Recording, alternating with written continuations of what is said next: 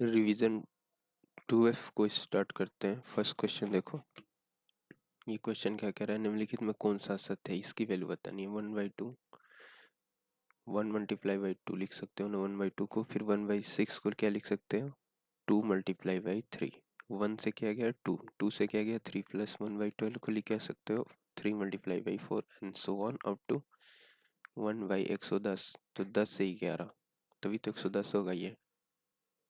और ये 1/2 है, सब प्लस में है। अब इसकी वैल्यू बतानी, इसको कैसे लिख सकते हैं। 1/2 को क्या लिखेंगे आप, 1 माइनस 1/2, तभी तो 1/2 होगा। इसको क्या लिखेंगे, देखो बड़े में से घटाना है ना, तो 1/2 ये बड़ा वैल्यू होगा -1/3, क्योंकि इसका डिनोमिनेटर छोटा है। तो ये वाली चीज कैंसिल हो गई, यानी पहले पहले टर्म से, ये फर्स्ट टर्म है, फर्स्ट टर्म से सेकेंड ये वाला कोफिशिएंट इलिमिनेट हुआ है। ठीक है, कौन सा चीज इलिमिनेट हुआ है, 2। तो पहले टर्म से 2 इलिमिनेट हुआ है, बचा क्या, एक बचा है ना, ये एक बचा है ना। आगे वाले से फिर ये इलिमिनेट हो जाएगा 1/3। तो एक बचा है ना, तो क्या लिखोगे, देखो यहाँ यहाँ लिखवा दे रहे हैं एक बार। 1/2 1 मल्टीप्लाई बाई 2 था, प्लस 2 मल्टीप्लाई बाई 3 था, प्लस 3 मल्टीप्लाई बाई 4 था, तभी तो 12 होगा, plus and so on 1 multiply by 10 plus 11। अब पहले टर्म को हमने क्या लिखा था, इसको लिखा था 1 माइनस 1/2, तभी तो 1/2 होगा। प्लस बड़े में से छोटे को घटाओगे ना, 1/2 माइनस 1/3, तभी तो 3 माइनस 2 1 हो जाएगा, नीचे 2 मल्टीप्लाई बाई 3 हो जाएगा।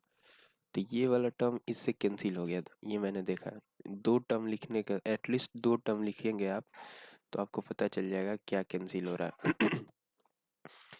अब पहले टर्म से हमने बोला कि ये कैंसिल हो रहा है, 2 इलिमिनेट हो रहा है, ये 2 इलिमिनेट हो रहा है ना, बस इतना ही आपको बताना है। पहले टर्म से 2 इलिमिनेट हो गया, तो बचा क्या, एक बचा।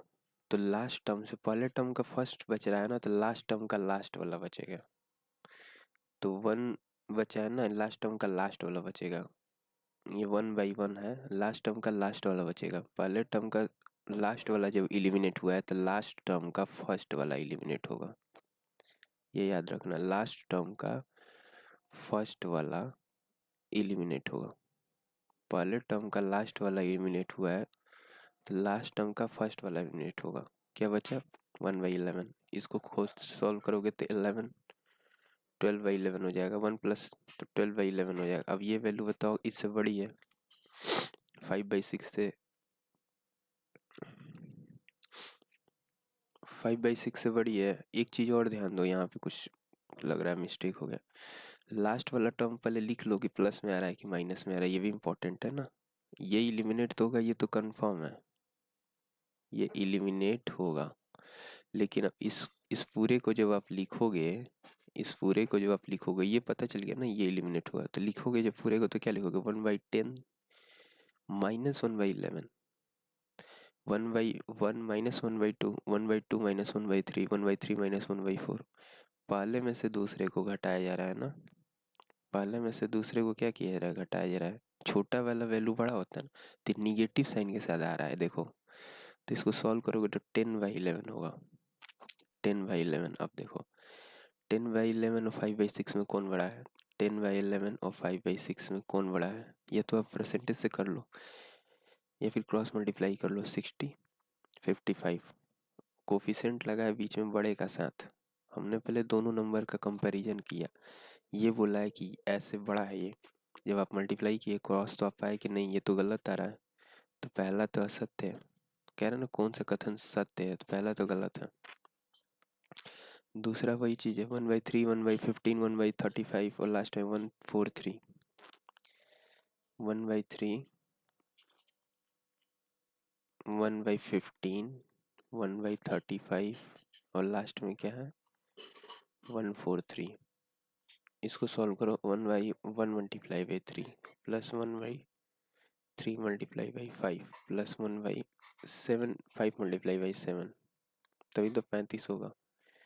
And so on up to 1/, ये 11 से कट रहा होगा, 11 मल्टीप्लाई बाय 13, हाँ 11 3 33, 11 से नंबर कट रहा है, ये पता चल जाता है। 1 3 5 7 11 ऐसे जाएगा। इसको तो आप मैनुअली भी आप लिख सकते हो, या फिर ऐसे भी लिख सकते हो कि पहले वाले टर्म में कौन बड़ा है, 1 बड़ा है ना, -1/3। वाइट ले लेते हैं, पहले टर्म में कौन सा बड़ा है, 1 -1/3। इसको ऐसे ही लिखोगे ना, लेकिन जब इसको सॉल्व करोगे तो 2/3 आएगा। एक काम करो, 2/3 से मल्टीप्लाई करो तभी हो पाएगा। इसका बीच का गैप 2 है ना, इसके बीच का गैप 2 है। आपको बस यही पता है ना कि आपको ऐसे कैंसिल आउट करना होगा, तो जब आप इसको कैसे लिखोगे, पहले 2 से मल्टीप्लाई पहले 2 से मल्टीप्लाई कर लो और 2 से डिवाइड कर लो, और 2 अंदर लेते जाओ, सब में 2 अंदर लेते जाओ। अब जब इसको खोलोगे तो 3 - 1 2 हो जाएगा, 1/5, 1/3 - 1/5 होगा, ये वैल्यू बड़ा है ना।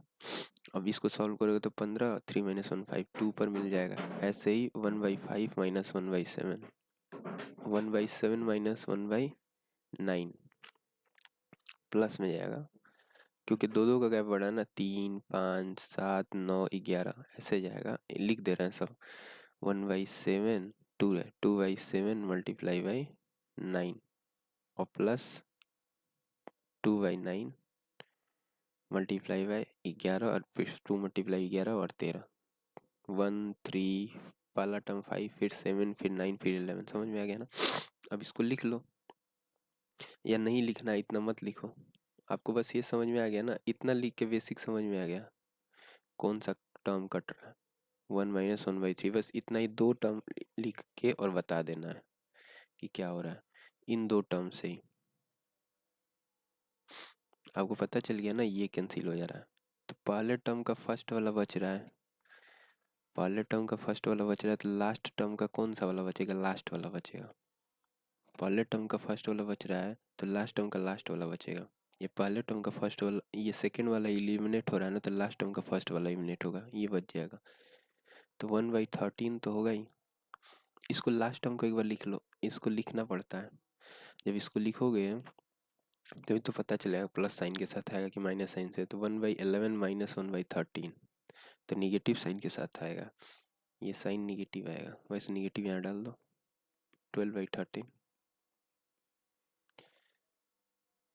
ठीक है। अब बताओ 12/13, ये वैल्यू 12/13 है ना, लेकिन बाहर बाहर 2 से डिवीजन भी है, ये चीज़ याद रखो, ये 1/2 से डिवाइडेड है, तो जब 1/2 करेंगे तो 6/13 होगा।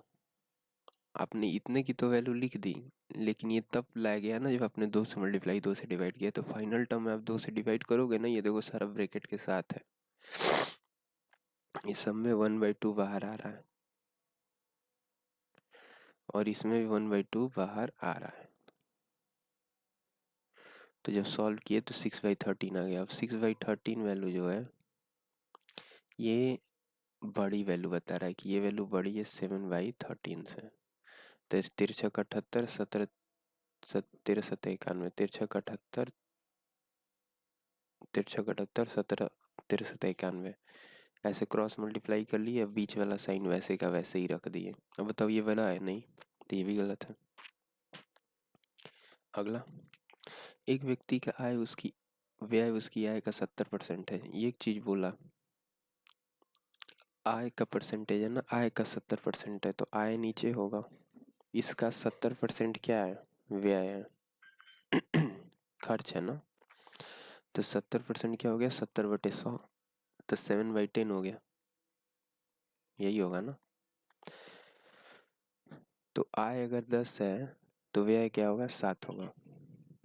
यही ऐसे इस चीज को क्या लिखते हो, यही लिखते हो ना कि आय अगर 10 है तो व्यय क्या होगा, 7 होगा, तो बचत कितना होगा, 3 होगा। 3 की वैल्यू क्या दे दी गई है, अच्छा नहीं दी गई है, कह रहा है कि यदि व्यय में 7.5% की वृद्धि कर दी जाए, इसमें 7.5% की वृद्धि कर दो, तो उसकी बचत में कितने परसेंट की वृद्धि होगी, और आय में 12% का। तो ये तो एलिगेशन पे अब लगा दोगे ना, यहाँ से एलिगेशन लग जाएगा इनकम, एक्सपेंडिचर और सेविंग पे बीच में इनकम होता है।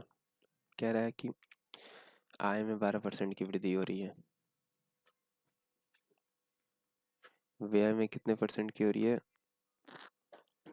7.5% की। ये 7.5 हो गया,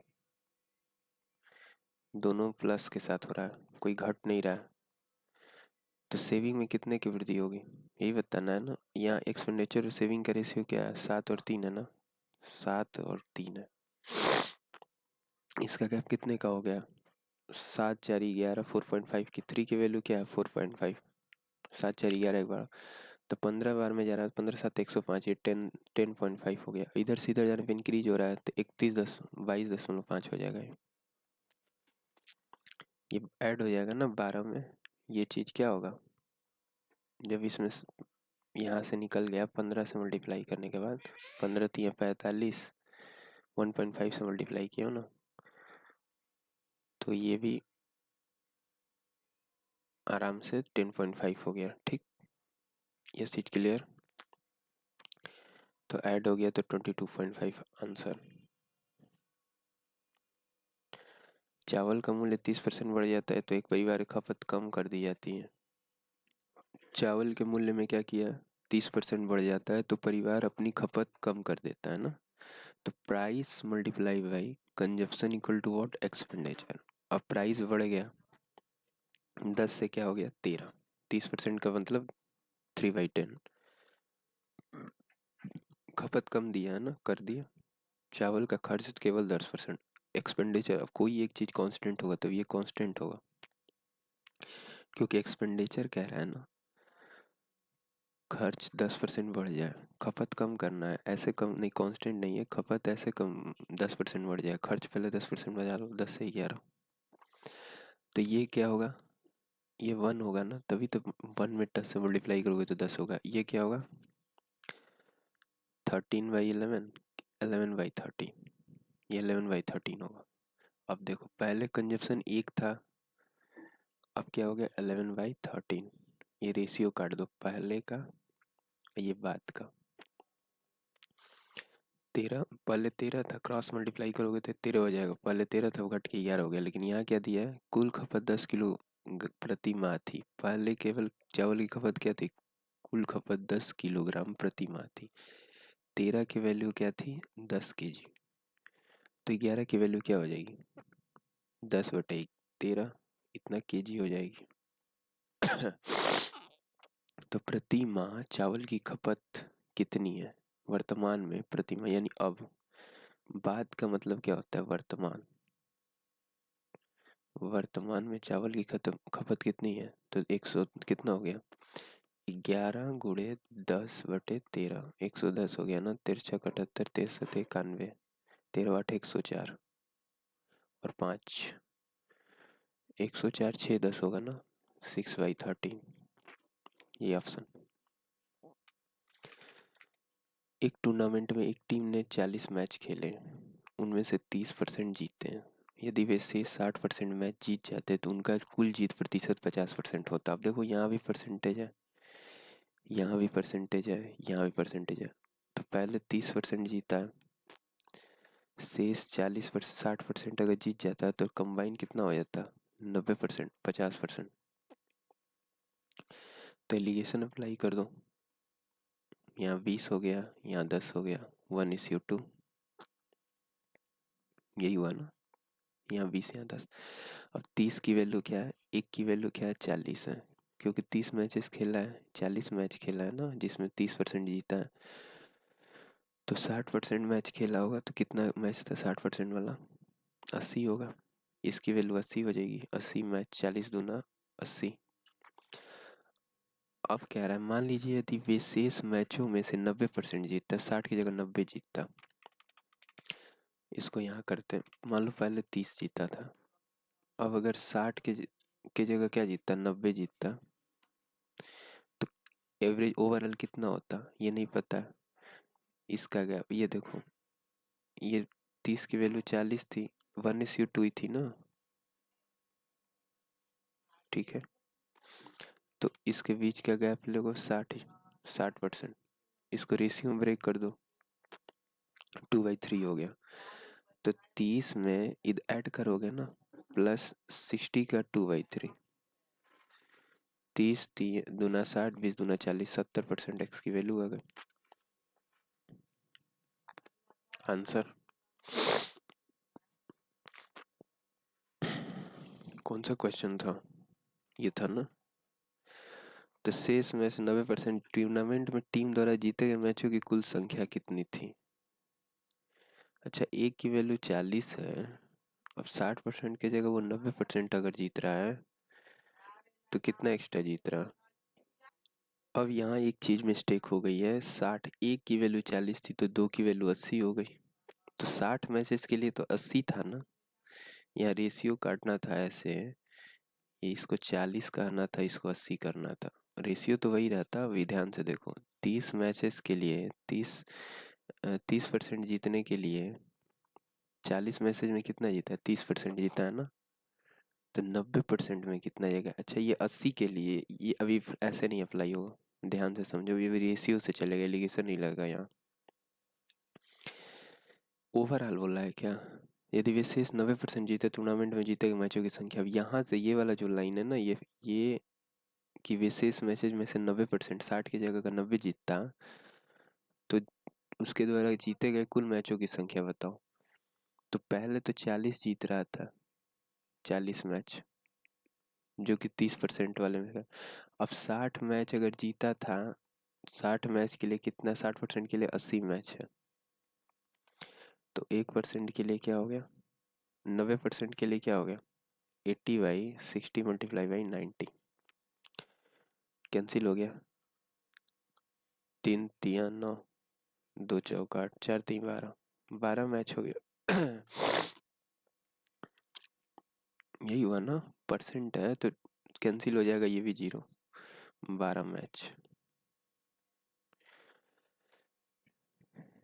क्यों 90% के लिए यही नहीं हुआ, 0 से 0 कैंसिल, कुछ गड़बड़ हो गया क्या?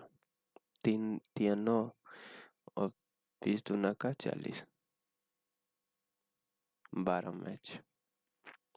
तो अब पहले कितना जीत रहा था? 80, पहले कितना जीत रहा था? 80 जीत रहा था ना।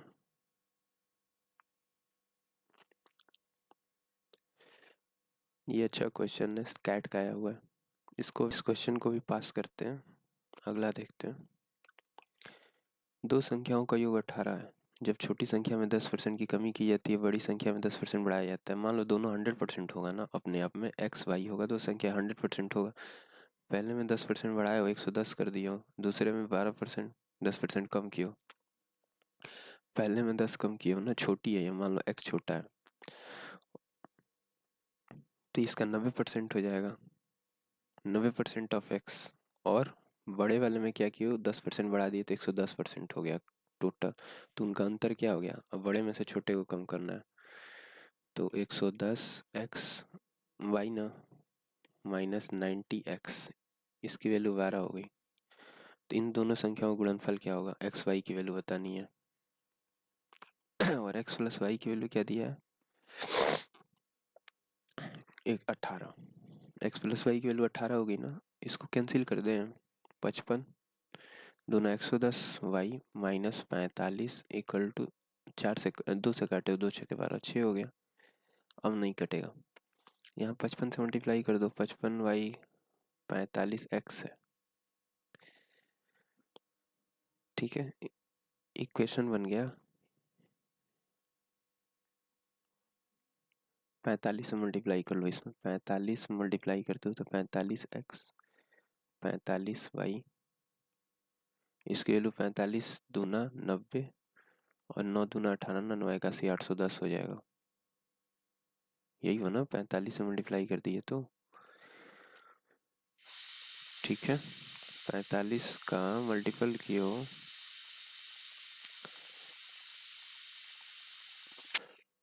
अब यहाँ एक चीज ये हुआ कि यहाँ x, मान लो, या तो मानते हैं हम लोग कि x 100% है, टोटल को हम लोग क्या मानते हैं, टोटल या तो 100% होता है या 1 मानते हैं, 1। यहाँ x 1 है तो यहाँ 10% बढ़ाओगे तो 1.1 हो जाएगा ना। तो इसको 11 रख दो और इसको 9, 10 कम कर दो, ये 1 है, 10 कम करोगे तो 0.9 हो जाएगा। 1.1 था, ये 0.9 था, 10 था ना, इधर मल्टीप्लाई कर दिए तो 120 हो गया। यहाँ 9 से मल्टीप्लाई कर दो, 9x और 9y, 12 9 18 9 162, ये 162 हो गया। समझ रहे हो ना। टोटल को हम लोग या तो 1 मानते हैं या 100% मानते हैं। तो 11y है या 9y है, इन दोनों को जोड़ दो तो 9 1 10, ये तो कैंसिल हो जाएगा। y ये x है, छोटी संख्या में 10% की कमी की गई है, छोटी संख्या में 10% कमी की गई है। ये y है, ये x है, और बड़ी संख्या में 10% बढ़ाया गया, तो ये कैंसिल हो जाएगा। 20y हो गया। 20y की वैल्यू क्या हो गई, इसको ऐड करोगे तो 2 6 2 8 2, 2 से काट दो, 2 1 में 2, 2 चौक काट, 2 में 2, y की वैल्यू 14.2। तो एक्स वाई का मल्टीप्लिकेशन बताना है ना, और y की वैल्यू निकल के आ गई 14.2। ये किसका मल्टीपल है, 2 का मल्टीपल है, 2 का मल्टीपल है ना, तो ऑप्शन मल्टीपल 2 का होना चाहिए, फर्स्ट ऑप्शन होना चाहिए या नॉन ऑफ दीज होना चाहिए, ना ये होगा ना ये होगा ना ये होगा। जल्दी में हो तो ऐसे मार्क कर लो, ऑल्दो सॉल्व कर लो, अदरवाइज x प्लस वाई की वैल्यू क्या दी गई थी, 12 18 ना, x प्लस वाई की वैल्यू 18 दी गई थी, वो y की x की वैल्यू क्या हो गई, ये 14.2 है, तो 8 ऐड कर दोगे तो 15 और 3 3.8 हो गई। अब 14.2 और 3.8 मल्टीप्लाई कर दो, 100 से नीचे चला जाएगा। 4 19 दूना 38 50, 6 से मल्टीप्लाई करो, 19 दूना 19 नवा, नॉन ऑफ दीजिए, वैसे इसका आंसर आएगा। जब इसका क्रॉस मल्टीप्लाई करते हैं तो 19 दूना 38 होता है ये, 19 दूना 38 का 8 3, 19 चौक 76 और 3 6 3 9 9 7, 19 से 19 9 7 16 26, इसका डबल कर देना, 8 8 16 9 9 18, 8 8 16 9 9 18 1 19, 6 6 12 1 13, 2 2 4 1 5, 53.96। कहना नॉन ऑफ दी जाएगा 53.96। रोहित अपनी मासिक आय का इतना परसेंट किराए पर शेष यात्रा पर, मासिक आय का 50% किराए पर, 100% मासिक आय है तो 50% किराए पर, किराए पर कितना है 50%, फिर ये 50 है, ठीक है। फिर शेष का 35%, 50 का 35% खर्च कर दिया यात्रा पे, फिर बचे हुए का शेष का 20% खरीदगी पर, 35% खर्च किया था तो 50 का 65% बचा था, 65% बचा था, उसका 20% खरीदगी पे खर्च कर दिया।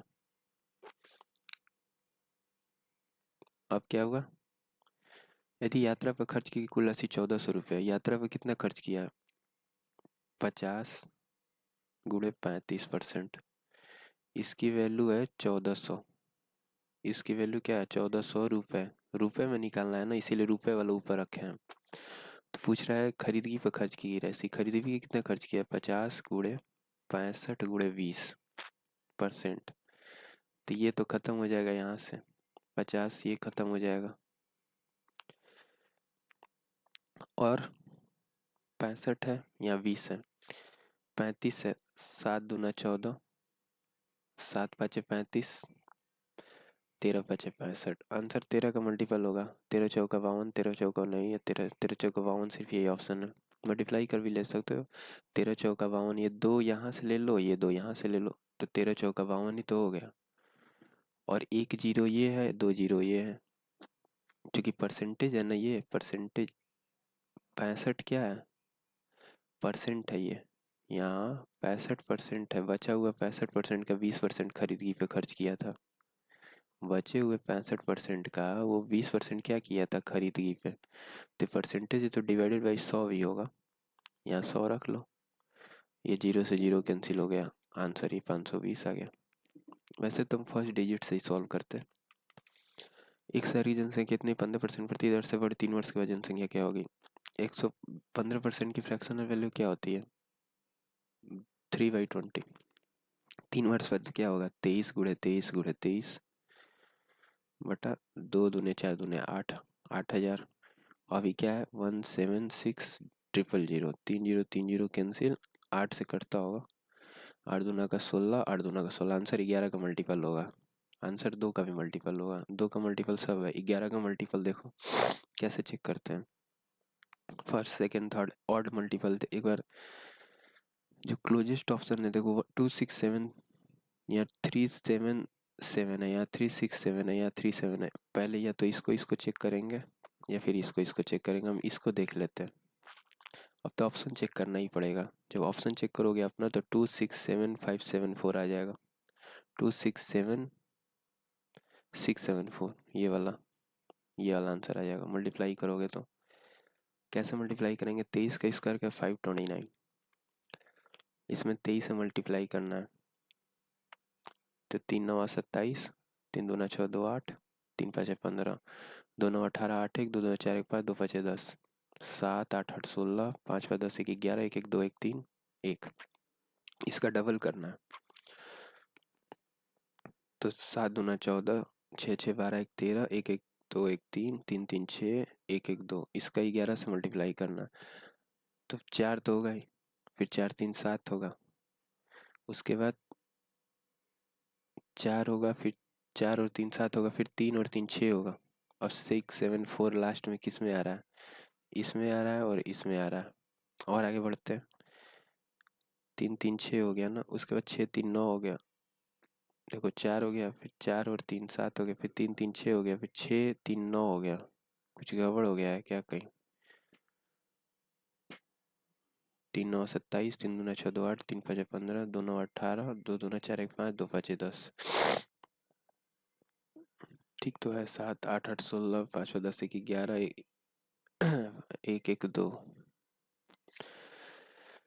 अब इसका डबल करोगे, 7 7 14, 6 6 12 13, 1 1 2 1 3 2 2 4 और 1 1 2, तो 4 और 3 7 हो गया। अब 7 इसमें लो, इसमें भी 7 है, लास्ट तक सॉल्व करना पड़ेगा।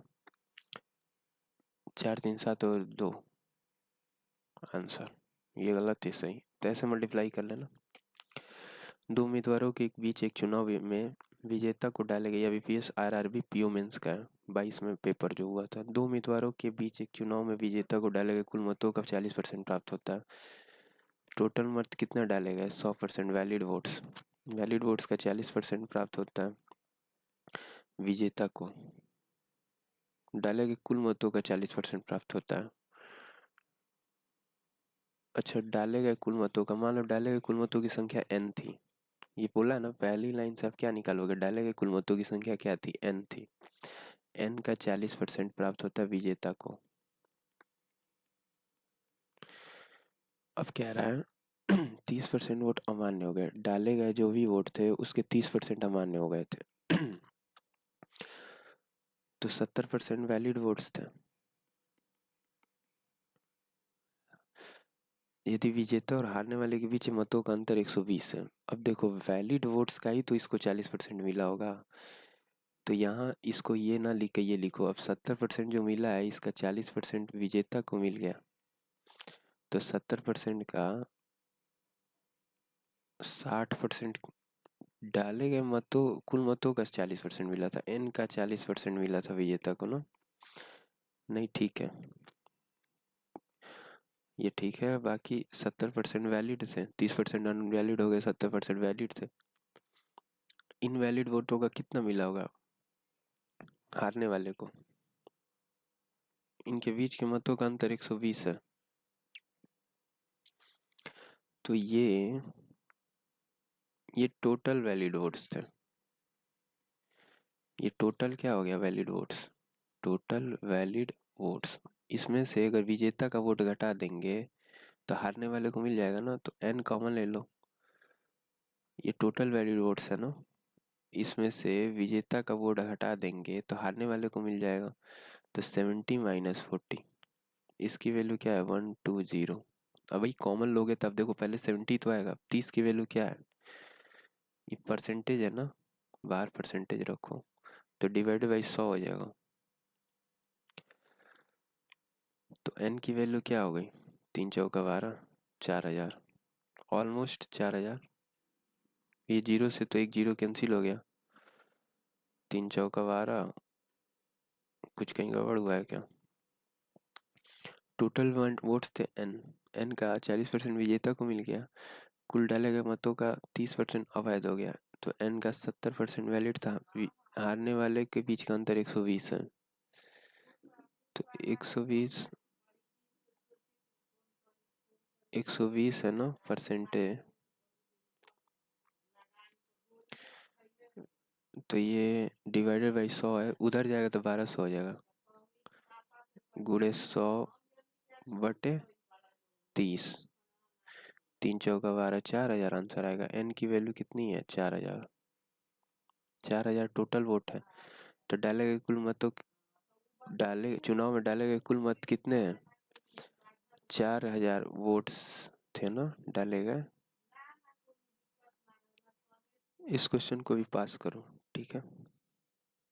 नेक्स्ट देखो, ए बी सी तीन है, इस अनुपात में इन्वेस्टमेंट किए हैं, 4 महीने के बाद ए ने अपने निवेश का इतना हिस्सा बढ़ा दिया, साझेदारी के शुरुआत में 12 महीने के बाद कुल लाभ, तो 4 महीने के बाद बढ़ाया है ना, तो ये इन्वेस्टमेंट का रेशियो हो गया 11, 12 और 2, ये तो 5, 2 और 8 का एलसीएम लेना है, 5, 2 और 8 का, तो इसका एलसीएम क्या हो गया? 8 हो गया, 8 ही हो गया ना, और 5 से मल्टीप्लाई करोगे तो 40, तो 5 बटे 40, 11 बटे 88, तो 88 हो गया, ये वैसे ही मल्टीप्लाई कर दोगे इस सन में तो ये हो जाएगा। अब क्या बोल रहा है, कह रहा है 4 महीने तक तो इतना चला है, फिर 8 महीने के लिए बढ़ा दिया, ये 62.5 की फ्रैक्शनल वैल्यू क्या होगी? 625/10 गुणे 100, 25 पचैया 100, 25 चौका 100, 25 पचैया 625, 5 पचे 25, 5 दूनी का 10, तो 5/8, तो 5/8 से इंक्रीज किया ना, पहले 8 था तो बढ़ा दिया, 8 था पहले,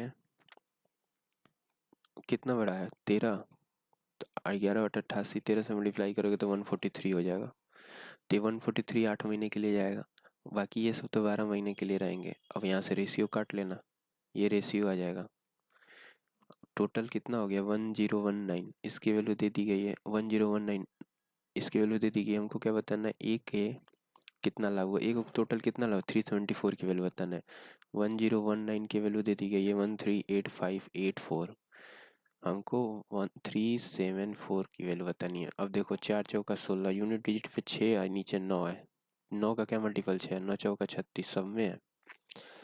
अब कुछ और देखना पड़ेगा, डिनोमिनेटर में कोई 9 का मल्टीपल नहीं है, और ऊपर देखो तो कोई 9 का मल्टीपल है, 8 और 1 9, 5 और 4 9, 8 और 3 11 नहीं है, 7 3 10 4 14, ये भी नहीं। कुछ और देखते हैं, ये 4 का मल्टीपल, ये 34, तो यहाँ से 2 का मल्टीपल निकल जाएगा,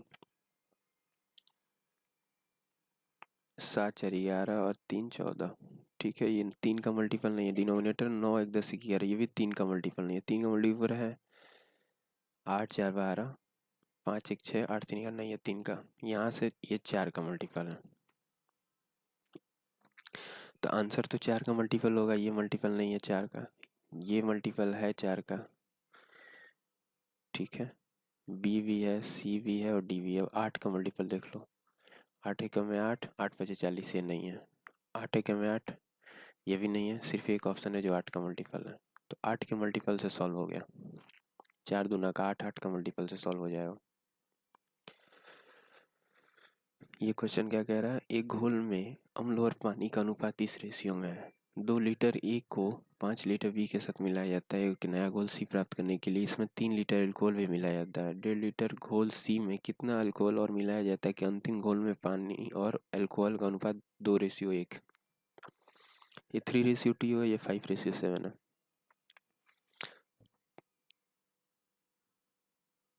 इस क्वेश्चन को भी पास कर दो, पहले इजी क्वेश्चंस को कर लेते हैं। ये देखो क्वेश्चन कह रहा है घुमाने की अनुमति नहीं है, एम्बेडेड फिगर का क्वेश्चन है, कह रहा है घुमाने की अनुमति नहीं है। चलो ये हो गया, कलर घुमाने की अनुमति नहीं है, समझ में आ रहा है ना, विजिबल है ना, ये वाला ले लें, नहीं पहले ही वाला ठीक था, ये वाला ले लेते हैं, थोड़ा सा डार्कर रहेगा। तो बोल रहा है कि ये, अब देखो क्रॉस कहाँ कहाँ है, बस छोटा सा लेटर है, क्रॉस सब में क्रॉस था, यहाँ पे भी क्रॉस था, लेकिन इस तरह का नहीं था, यहाँ पे डंडी चाहिए, क्रॉस के साथ एक डंडी चाहिए, क्रॉस के साथ क्या चाहिए, एक डंडी चाहिए। यहाँ पे है, यहाँ पे भी है, यहाँ पे है। अब देखो यहाँ पे भी है, हर जगह है, यहाँ पे नहीं है, हटा दिए। हम लोग पोजीशनिंग देखा करो, ये चीज़ इतना बड़ा इमेज कहाँ दिखाई दे रहा है, इसमें दिखाई दे रहा है, इसमें दिखाई दे रहा है, जब इसमें दिखाई दे रहा है और सबके इस पोजीशन पे दिखाई दे रहा है, ऊपर वाले साइड पे इस पोजीशन पे दिखाई दे रहा है, इस पोजीशन पे दिखाई दे रहा है, यहाँ नहीं है ना, इसलिए यहाँ नहीं लेंगे क्योंकि घुमाने की अनुमति नहीं है, ऐसा बोला गया। अब देखो ये क्रॉस यहाँ आया, उसके बाद एक बड़ा सा डंटी होना चाहिए, एक क्रॉस यहाँ आया, बड़ा सा डंटी होना चाहिए, और एक ये ऐसे होना चाहिए, इसमें है नहीं है, इसमें है, बड़ा सा क्रॉस आया एक यहाँ पे, यहाँ भी नहीं है डंटा, सिर्फ एक ऑप्शन है, इसमें डंटा है यहाँ पे, और ये हल्का सा ऐसे भी आ जाएगा। ए बी सी डी को के बीच दो राशियों को इस तरह विभाजित किया गया है, पहली राशि उनके बीच 4 6 3 2 के अनुपात में, दूसरी राशि 3 4 7 6 के अनुपात में विभाजित की, दूसरी राशि पहली राशि की दोगुनी है। पहले सेम करोगे इनको, कहोगे 6 4 10 3 13 2 15, ये 15 यूनिट हो गया, 3 4 7 6 13 6 20 हो गया, 4 6 20 10 और 10 20, 7 3 10।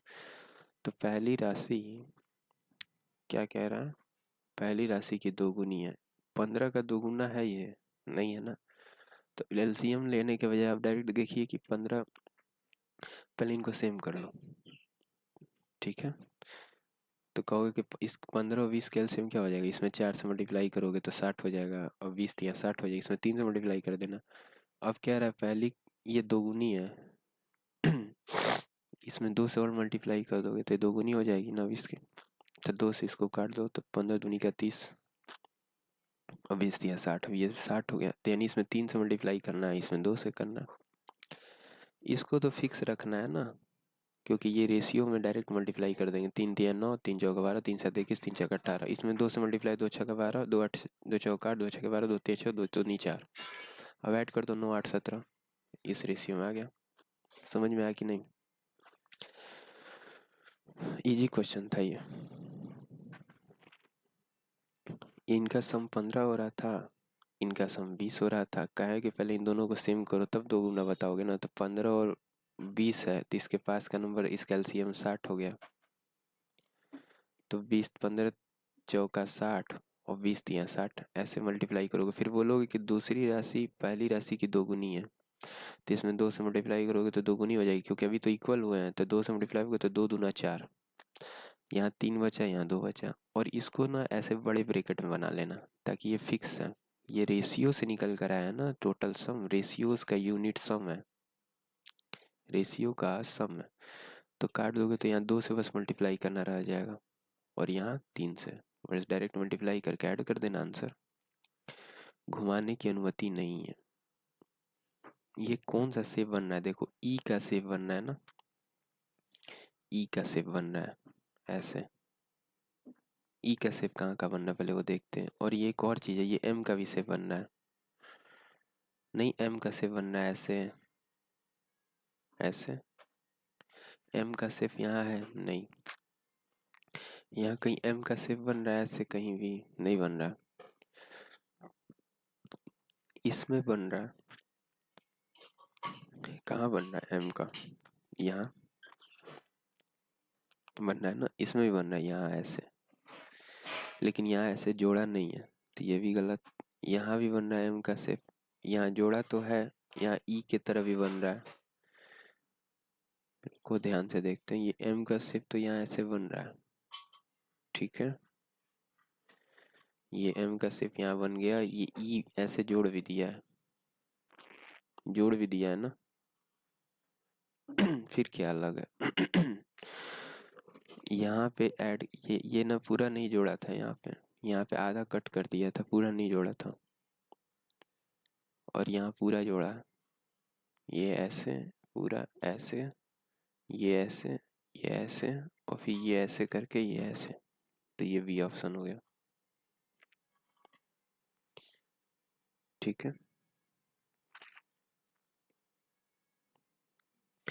क्योंकि एक्चुअली इमेज यहाँ पे मेरे को लग रहा है कि यहाँ पे भी कट किया हुआ है, बस ये इजी क्वेश्चन था ये, क्योंकि ऑलरेडी ये भी कर लेना इजी, ये घुमाने की अनुमति नहीं है, इस तरह का डायग्राम देखना है, पहले इस तरह का खोजो और ऐसे। अब इसको और क्या कर सकते हैं, इस तरह का साइन देखना है ना, कहाँ कहाँ पे है इस तरह का साइन। एक यहाँ पे मिल रहा है, यहाँ से ऐसे करके है लेकिन यहाँ तिरछा है तो ये गलत हो गया। इस तरह का साइन यहाँ है, यहाँ ऐसे करके ऐसे ऐसे, धीरे धीरे खोजोगे तो मिल जाएगा। यहाँ पे इस तरह का साइन तो है लेकिन यहाँ पूरा नहीं जोड़ा है तो ये गलत हो गया। और इस तरह का साइन है, यहाँ ऐसे नहीं किया है तो ये भी गलत। इससे में ये भी इजी है, इस तरह का देखना है, यहाँ पे तो मिल रहा है ना इस तरह का, और यहाँ ऐसे करके ऐसे करके ऐसे है। लेकिन यहाँ देखो, यहाँ थिकनेस कम है, यहाँ पूरा थिकनेस ज़्यादा है, कम थिकनेस होना चाहिए। ठीक है, पहला तो होगा ही नहीं। ये कम थिकनेस हो रही है, ये देखो तो ऐसे। इन दोनों में कौन सा होगा बताओ? ये होगा कि ये होगा? यहाँ पे काट दिया है ना, ये नहीं होगा, ये होगा। घुमाने की अनुमति है और इस तरह का डायग्राम है। तो पहले तो ये देखो कि वर्टिकल कहाँ पे दिख रहा है, वर्टिकल यहाँ पे वर्टिकल है, इसमें कहीं वर्टिकल नहीं है, गलत। इसमें भी वर्टिकल नहीं था, यहाँ कट किया हुआ था, ये भी गलत। यहाँ वर्टिकल तो है ऐसे, लेकिन फिर ये ऐसे करके है। या फिर यहाँ पे अगर वर्टिकल है तो ये ऐसे करके, या वर्टिकल के साथ ये डिजाइन बनाना है, ये डिजाइन नहीं ना है तो ये भी गलत, सिर्फ एक ऑप्शन। एक दुकानदार किसी वस्तु के अंकित मूल्य 25% की छूट देकर बेचता है, फिर भी उसे 35% का लाभ प्राप्त हो जाए। वस्तु का लागत मूल्य 10% कम हो जाए तो उसमें अंकित मूल्य में, ये सब क्वेश्चन इजी होता है। कॉस्ट प्राइस से मार्क प्राइस का रेशियो कर लो, 35% का लाभ हो रहा है ना, तो मार्क प्राइस 135 हो जाएगा। क्या होता है, हम लोग कॉस्ट प्राइस मार्क प्राइस जब लेते हैं तो कॉस्ट प्राइस इस साइड चला जाता है, मार्क प्राइस इस साइड चला जाता है। तो कॉस्ट मार्क प्राइस 35% का लाभ हो रहा है तो 135 हो जाएगा, और 25% की छूट दे रहे हो तो कॉस्ट प्राइस क्या हो जाएगा, 75। 5:9 हो गया, 15×5 = 75, 15×7 = 105, 15×9 = 135, ये रेशियो हो गया। अब कह रहा है यदि वस्तु की लागत मूल्य 10% की कमी कर दी जाए, मान लो इसको 50 है, ये 90 है, इसके लागत में 10% कमी कर दी जाए तो 5 कम कर दोगे ना, 45 हो गया। और उसके अंकित मूल्य में 37.5, 37.5 की फैशन वैल्यू क्या होगी, 3/8, 8×5 = 40, 8×7 = 56, 4×7 = 60, 8×3 = 24, 36, ठीक है, 3/8। ये 3/8 से बढ़ाना है, यानी 5/8 करना है। तो क्या है, 90 का 3/8 करोगे ना, 90 का 5/8 करो तो 45। ये ऐसे ही हो गया, रेशियो काट दो फिर। ये CPMP का, CPMP पहले 50-90 मान लिए, फिर हमने कहा कि इसमें 10% कमी कर दी है और इसमें बढ़ा दिया 37.5, तो ये हो गया 45 दूना 90, 2 हो गया ना, 2×4 = 8, 4 से 5 हो गया 25%। 15 मिनट के बाद सुबह में 7:30 बजे P और R एक दूसरे से इतना किलोमीटर की दूरी पर है। P 32 किलोमीटर प्रति घंटे की गति से R की ओर बढ़ना शुरू करता है, दोनों अपोजिट डायरेक्शन में, यहाँ P है और यहाँ R है, तभी तो R की तरफ बढ़ रहा है। अब कह रहा है ये 32 किलोमीटर प्रति घंटे की रफ्तार से R की तरफ बढ़ना शुरू करता है,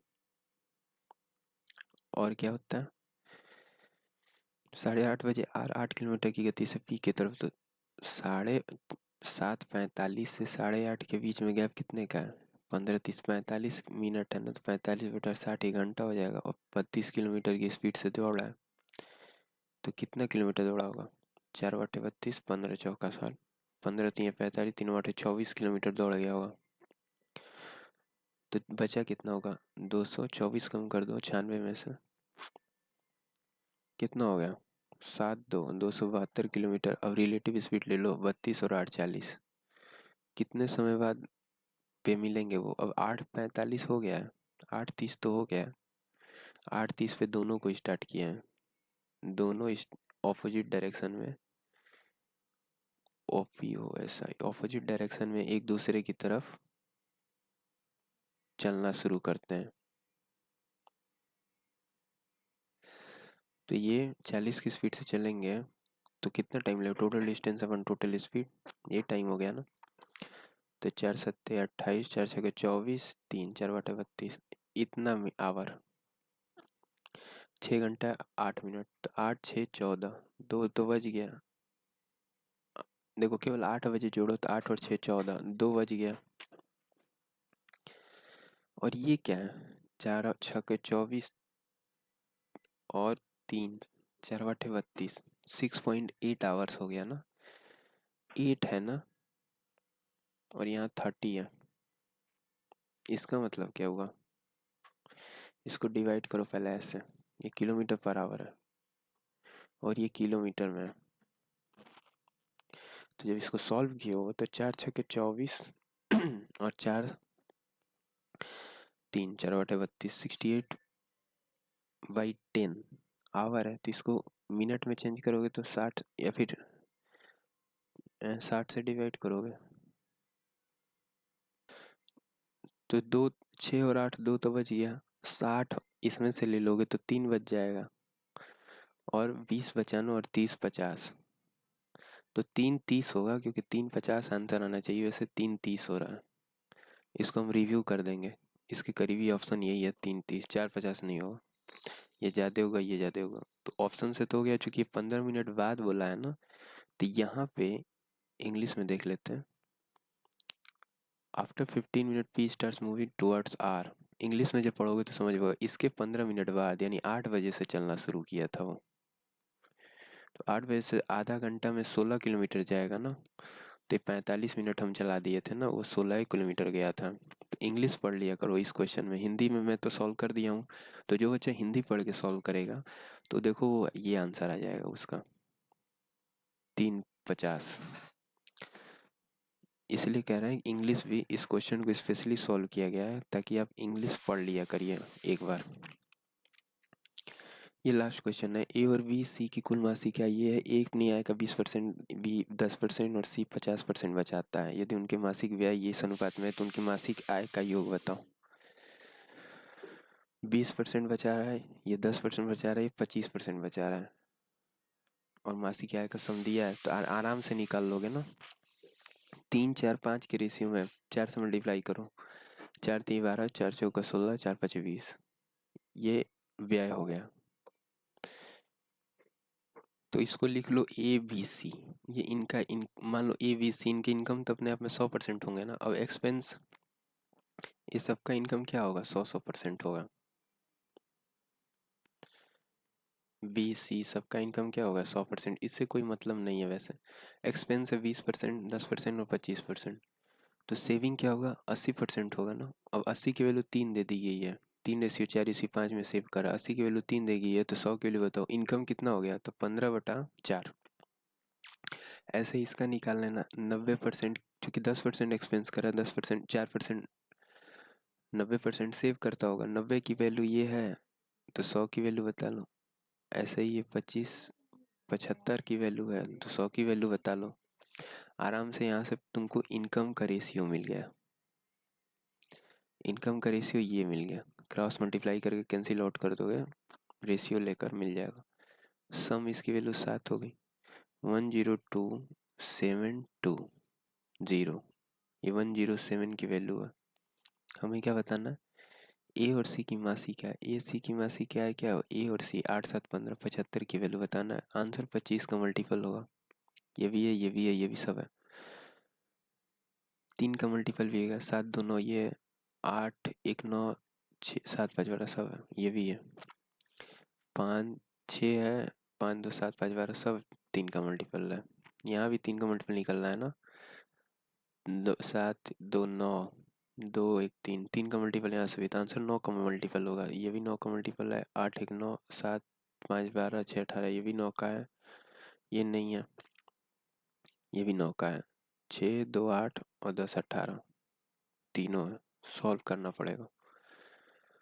ठीक है, 125 का मल्टीपल भी होना चाहिए ना, 75, 5 यहाँ से भी तो मिल सकता है ना, तो 15 5 75, ये 5 का मल्टीपल है ना, 5 तो 25 और ये 5, 125 का भी मल्टीपल होना चाहिए। 125 का मल्टीपल ये है, नहीं है, ये है।